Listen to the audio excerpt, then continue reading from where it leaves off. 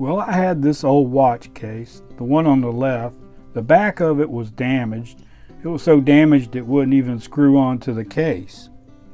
Now the front bezel, it was fine. It threaded on good. The only problem with it was that crystal was a mess. So I had an idea. I said I'll just take this bezel, get a new crystal for it, and use it for the back of one of my other watches. And that way I'll have a display back case and I can look at the movement in the back.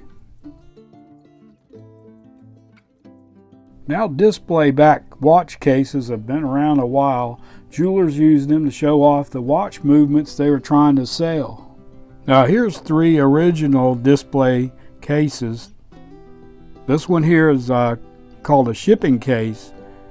It was shipped from the manufacturer with the watch moving already in it.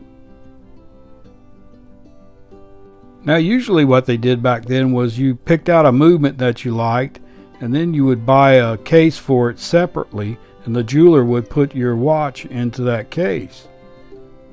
Now these 2 display cases belong to the jeweler, and what he would do is probably put a popular movement that was selling real good in them to show them off, and you would buy the movement. Then he would sell you a nice case to go along with that movement, and he would put that movement into the case for you.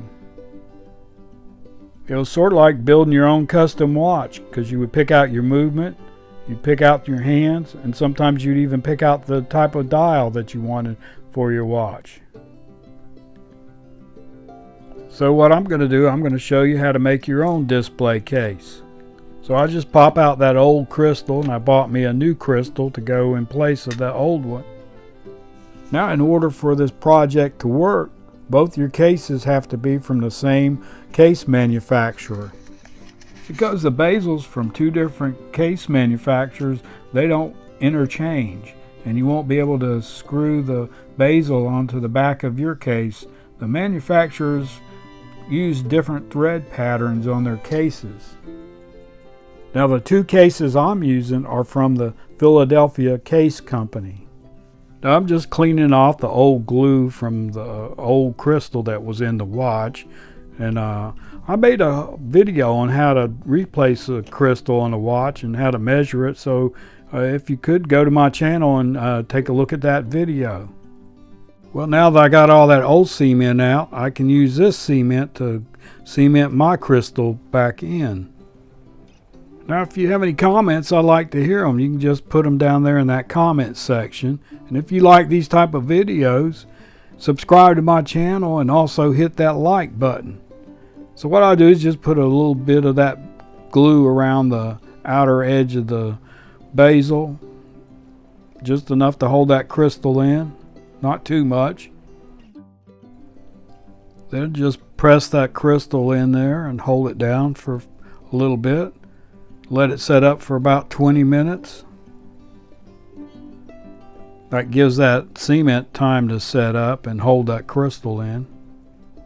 Well, that's done. Now the only thing left to do is to take the back cover off of this pocket watch. This is a Hamilton 940 grade pocket watch. Yeah, it has 21 jewels. It's a railroad approved, and it was made in 1914. So here we have it. Looks really nice. I think that turned out good. I'll be able to see it. Don't have to take the back cover off to look at the movement.